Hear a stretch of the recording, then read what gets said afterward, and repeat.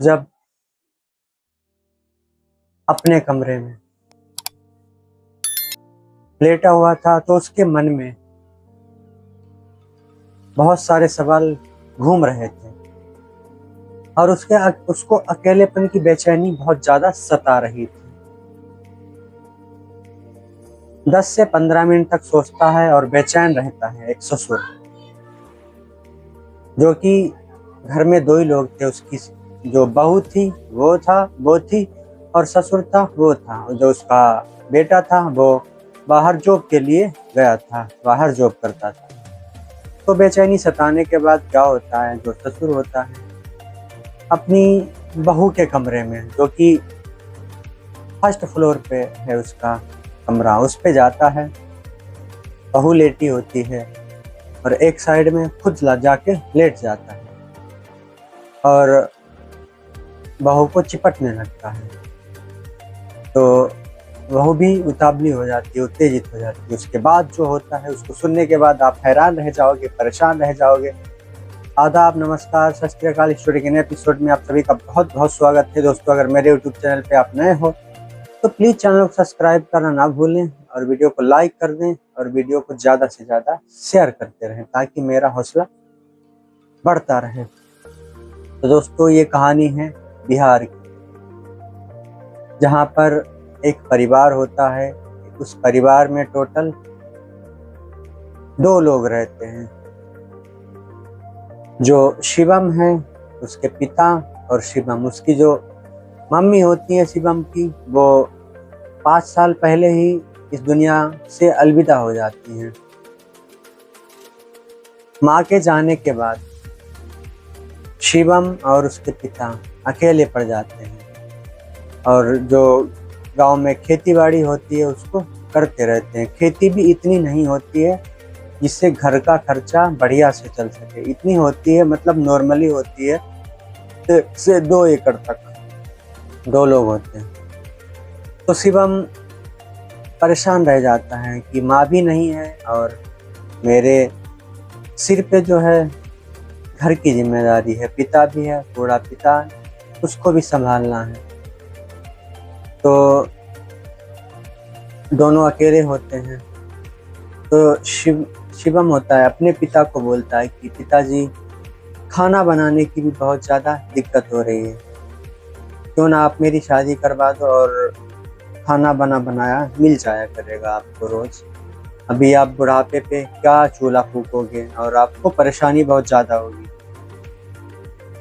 तो शिवम के कहने के मुताबिक उसके जो पिता होते हैं वो उसका रिश्ता ढूंढते हैं। उसके रिश्ता ढूंढने के बाद रिश्ता फिक्स कर देते हैं। फिक्स होने के बाद लगभग 3 महीने बाद सारे रस्मों रिवाजों से जो शिवम की शादी हो जाती है, अपने गांव से 5 किलोमीटर जो आगे गांव होता है उस गांव में हो जाती है। मेहमान आते हैं, सब लोग खुश नज़र आते हैं। बारात में बाराती भी बहुत खुश नज़र आते हैं और जो लड़की वाले होते हैं वो भी बहुत खुश नज़र आते हैं। सारे रस्मों रिवाज के साथ जो पंडित जी होते हैं वो फेरे डलवाते हैं साथ और मंत्र पढ़ते हैं। पंडित जी भी बहुत खुश नज़र आ रहे थे। तो सब कुछ ठीक ठाक चल रहा था। शादी होती है। अगली सुबह शिवम अपनी पत्नी रेखा को विदाई करा के अपने घर लाता है। शिवम रेखा घर पहुंचते हैं तो फर्स्ट नाइट होती है, सुहाग रात जिसको बोलते हैं। तो कमरे में जाता है रात में शिवम रेखा के, बहुत ढेर सारी बातें बताता है अपने बारे में और उसके बारे में भी पूछता है। तो जो रेखा होती है वो शर्मा जाती है। वो अपने मन की बातें, जो पिछला मतलब हो चुका है उसके साथ, उसके बारे में कुछ बता नहीं पाती। और जो शिवम था वो तो एक सीधा साधा लड़का था, वो सारी बातें रेखा को, अपने जीवन साथी को बता देती है। तो क्या होता है, धीरे धीरे 2-2.5 घंटे हो जाते हैं। उसके बाद जो है दोनों शारीरिक संबंध बनाना शुरू कर देते हैं। तो शारीरिक संबंध बना के अगले दिन जब सुबह उठते हैं शिवम, तो उसके जो पापा होते हैं वो चारपाई पर लेटे हुए थे और दोनों को बहुत ज़्यादा घूर रहे थे जब कमरे से दोनों निकले। घूरने के बाद पूछता भी है शिवम अपने पिताजी से कि पिताजी क्या है, ऐसे आप क्यों देख रहे हो? तो जो पिताजी होते हैं वो जवाब ही नहीं दे पाते और बोलते हैं कुछ नहीं है ऐसे देख।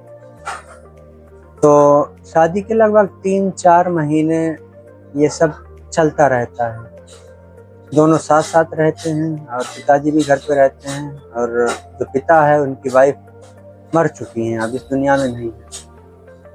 उनको भी कहीं ना कहीं अकेलापन सता रहा है और उनको भी बेचैनी हो रही है कि काश उनकी भी पत्नी होती, तो वो भी अपने मन की बातें अपनी जीवन साथी को शेयर करते हैं। तो ऐसे 4-5 महीने बीत जाते हैं और रेखा और शिवम जो होते बहुत अच्छे से रह रहे थे।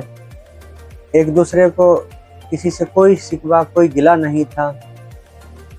तो थोड़े दिनों बाद जो शिवम होता है वो अपनी रेखा जो पत्नी है उससे पूछता है कि क्यों ना मैं बाहर कमाई करने के लिए चला जाऊं, बाहर से पैसे कमाऊं और घर पे जो है पापा खेती बाड़ी संभाल लेंगे, खेत का काम पापा कर लेंगे। रेखा भी होती है वो हाँ कर देती है, बोलती है हाँ चले जाओ दिल्ली और वहाँ से कमा के तुम ले आना मतलब भेजते रहना। तो चला जाता है शिवम दिल्ली और वहाँ पर एक कंपनी ज्वाइन करता है, प्राइवेट कंपनी में वर्कर का काम करता है। उसकी सैलरी लगभग, कंपनी का जो मैनेजर होता है सैलरी लगभग 15,000 लगाता है उसकी वर्कर में। तो 15,000 सैलरी लगाने के बाद उसको काम पर लगा दिया जाता है। जो काम होता है वो बहुत हार्ड काम होता है। एक दिन करने के बाद जब शाम को छुट्टी होती है अपनी पत्नी के पास फोन करता है शिवम रेखा के पास कि काम बहुत वजन वाला है। तो रेखा बोलती है कि अगर अच्छा लगे तो करो, नहीं अच्छा लगे तो छोड़ दो। तो शिवम बोलता है कि और कहीं नौकरी भी नहीं है और यही एक नौकरी थी जो साहब ने मुझे दी है कि तुम कर लो। तो शिवम जो था अपनी मजबूरी बताता है अपनी पत्नी रेखा को, और रेखा समझती है, बोलती है तो अब क्या ही कर सकते हैं, 15,000 पगार है, आराम से करते रहो और ध्यान से करना, संभाल के करना, कहीं चोट ना लग जाए तुम्हारे। तो इन लोग की बात लगभग 1.5-2 घंटे तक चलती है। उसके बाद फोन कट जाता है। फिर अगले दिन जो शिवम होता है वो अपनी कंपनी में जाता है, फिर वही वजन वाला काम करता है, थक जाता है, फिर शाम को घर छुट्टी पर आता है। फिर शिवम अपनी पत्नी रेखा को कॉल करता है, मतलब हर दिन जो हस्बैंड वाइफ है बात किया करते थे कि उसको अकेलापन महसूस ना हो। बीच में जो शिवम होता है उसकी तबीयत खराब हो जाती है और वो हॉस्पिटल जाता है, दवाइयाँ लाता है और उसका मन जो होता है थोड़ा चिड़चिड़ा भी हो जाता है, किसी से बात करने का मन ही नहीं होता। उसको टाइफाइड फीवर हो जाता है। टाइफाइड फीवर में जो है ना इंसान कमज़ोर हो जाता है और उसमें चिड़चिड़ापन बहुत ज़्यादा होता है और ना ही उसे भूख लगती है, ना ही किसी से बोलने का मन करता है। तो बात करना एकदम से अचानक बंद कर देता है शिवम अपनी पत्नी रेखा से। जो रेखा होती है उसको अकेलापन महसूस होने लगा। अब शिवम भी बात नहीं कर रहा है। घर में लेटे लेटे उसको बेचैनी खाए जा रही थी, सताए जा रही थी। अब वो बेचारी करे भी तो क्या करे, घर पे अकेला ससुर, उससे भी बात नहीं कर सकती। तो कई दिन ऐसे होते गए, टाइम बीतता गया, उसको बेचैनी और सताने लगी, घर काटने को दौड़ने लगा अकेले। तो क्या करती है, मन ही मन में सोचती है और सोचती है क्यों ना मैं इस मौके का फायदा अपने ससुर के साथ उठाऊं, और पति तो है नहीं और मुझे सेटिस्फाइड कौन करेगा। तो जो है जो ससुर होते हैं बैठे होते हैं चारपाई पे, उनको भी मौके की तलाश थी। अभी सुनते रहिए कहानी में क्या क्या होता है। मौके की तलाश थी तो चारपाई पे बैठ जाती है ससुर की और ससुर की तरफ इशारा करने लगती है और उनको ससुर को स्पर्श करना शुरू कर देती है। स्पर्श करती है तो उसके ससुर भी होते हैं, टोकते भी हैं कि बेटी क्या है वह, तुम क्यों छू रही हो। तो हंसती है और चली जाती है, कुछ नहीं बताती। फिर अगले दिन पास आती है, फिर छूती है और इशारे करती है, फिर चली जाती है। धीरे धीरे कई दिन हुए तो ससुर जो थे वो, उनको भी कहीं ना कहीं अकेलेपन की बेचैनी सता रही थी। उनकी भी पत्नी इस दुनिया में नहीं थी। तो जो ससुर थे वो बहलावा मतलब झांसे में आ गए अपनी बहू। तो बहू जो थी ससुर के साथ शारीरिक संबंध बनाना शुरू कर देती और मन चाहे जैसे चाहे वैसा करती थी। जैसे पति से करती थी वैसे ही अपने ससुर से भी करती थी। तो धीरे धीरे 3-4 महीने हो जाते हैं, ससुर और बहू के बीच में नाजायज रिश्ते हो जाते हैं। एक दिन जो ससुर थे वो नीचे लेटे हुए थे अपने कमरे में और बहू अपने ऊपर कमरे में थी, फर्स्ट फ्लोर पे। बहू का कमरा ऊपर था। तो बहू ससुर थे बहुत मतलब चिंता में थे और सोच रहे थे, उनको बेचैनी सता रही थी और वो फर्स्ट फ्लोर पे लेटी बहू की चारपाई पर जाके लेट जाते हैं। एक वीडियो भी वायरल हुआ था, आप लोगों ने देखा होगा फेसबुक पे। तो बहू के पास जाके लेट जाता है और उसको छूना शुरू कर देता है, उसको शरीर से शरीर टच करना शुरू कर देता है ससुर। तो धीरे धीरे बहू जो होती है उठ जाती है और जो ससुर होते हैं उनके साथ शारीरिक संबंध बनाना शुरू कर देती है और उत्तेजित होकर आवाजें निकाल रही थी ससुर, और जो बहू है उनको बहुत ज्यादा मजा आने लगा। तो ये जो कहानी थी अब तो रोज की हो गई थी और इधर शिवम बीमार चल रहा था, उसको दवाइयाँ चल रही थी, डॉक्टर उसको निरंतर मतलब लगातार इलाज कर रहे थे, उसको कोई असर नहीं हो पा रहा था। दवाइयाँ खाने के बाद कुछ समय बाद थोड़ा सा असर हुआ, धीरे धीरे शिवम की तबीयत ठीक हो गई। तो क्या करता है शिवम, सबसे पहले अपनी पत्नी रेखा को फोन लगाता है। रेखा उससे फोन उठाती है और बात करती है। बात तो करती है बट पहले जैसी नहीं। रेखा में थोड़ा चिड़चिड़ापन हो गया था अपने हस्बैंड के प्रति। बात करती थी पर उस तरीके से नहीं करती थी जिस तरीके से नए नए पर करती थी। तो जो शिवम था उसको भी कहीं ना कहीं लगने लगा था कि जो मेरी पत्नी है रेखा मुझसे दूर तो नहीं जा रही थी, इसका किसी से नाजायज संबंध तो नहीं हो गया। तो उसको भी ये जो चिंता थी सताने लगी थी शिवम को कि कहीं मेरी पत्नी किसी दूसरे के साथ अफेयर चला रही है मेरी गैर मौजूदगी। तो शिवम 1 महीने के बाद जब सैलरी मिलती है तो सैलरी लेके अचानक से घर आता है। अपनी पत्नी रेखा को नहीं बताता है कि मैं घर पे आ रहा हूँ। रात को 8 बजे पहुंचता है घर पे। घर पे पहुंचने के बाद अपनी पत्नी से बोलता है खाना ले आओ, खाना लगा दो। पत्नी खाना लगाती, खाना खिलाने के बाद दोनों कमरे में जाते हैं। तो वहाँ पे जो शिवम था अपनी पत्नी से शारीरिक संबंध बनाने की जिद कर रहा था, पर पत्नी उसको भाव नहीं दे रही थी, उसको अपने हाथों से अलग कर रही थी। तो यहाँ पर जो शिवम था उसको संदेह हो चुका कि हमारी पत्नी है वो कहीं ना कहीं अफेयर में है और मुझसे दूर जा रही है। तो जो शिवम होता है अपनी पत्नी रेखा से पूछता भी है कि तुम्हारी क्या राय है, तुम क्या करना चाहती हो, जिससे प्यार करती हो मुझे बता दो, मैं तुम्हारी शादी करवा दूँ। पर नहीं बताती।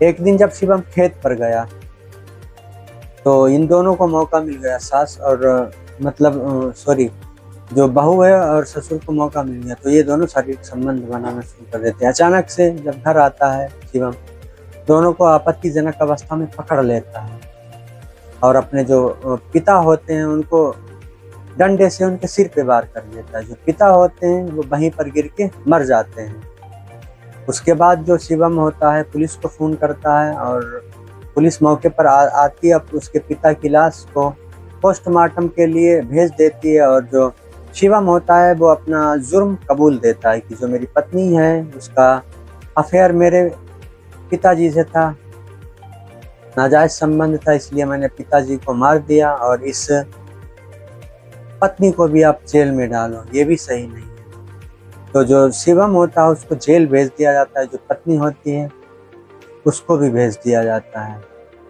तो दोस्तों दोनों को जेल में डाल दिया जाता है। कुछ समय बाद जो पत्नी होती है उसको बेल मिल जाती है, लेकिन शिवम को अभी भी बेल नहीं मिलती है। शिवम जेल में ही रह जाता है। पत्नी जेल से बाहर आ जाती है। जब ये खबर पत्नी की छूटने की उसको मिलती है शिवम को, तो शिवम और ज्यादा चिंता में आ जाता है, रोने लगता है। क्या दोस्तों ये जो रिश्ते हैं एक ससुर और बहू के, ये एक मतलब पवित्र रिश्ते हैं, इनको भी लोगों ने शर्मसार कर दिया अपनी शारीरिक हवस को मिटाने के लिए। नहीं करना था ऐसा कुछ भी। अगर याद सता रही थी तो अपने पति को बुला लेती अपने पास, मतलब अपने गांव के आसपास कहीं जॉब देख लेता, घर भी आ जाता, काम भी चलता रहता, पैसे भी मिलते। तो दोस्तों आप लोगों की क्या राय है कमेंट करके मुझे ज़रूर बताइएगा। इस वीडियो में को देखने के बाद आप अपनी राय कमेंट में बताइएगा। स्टोरी अच्छी लगे तो चैनल को सब्सक्राइब करना ना भूलें और वीडियो को लाइक कर दें। दोस्तों इस कहानी को सुनाने का उद्देश्य आपको परेशान करना नहीं, आपकी भावनाओं को हाथ पहुँचाना नहीं। इस कहानी को सुनाने का उद्देश्य बस इतना ही, आप लोग जागरूक रहिएगा। जो हमारे समाज में क्राइम बढ़ रहे हैं उनको खत्म किया जा सके। और मिलते हैं एक अगली स्टोरी में, जब तक के लिए जय हिंद, वंदे मातरम। आप सभी अपना ख्याल रखें।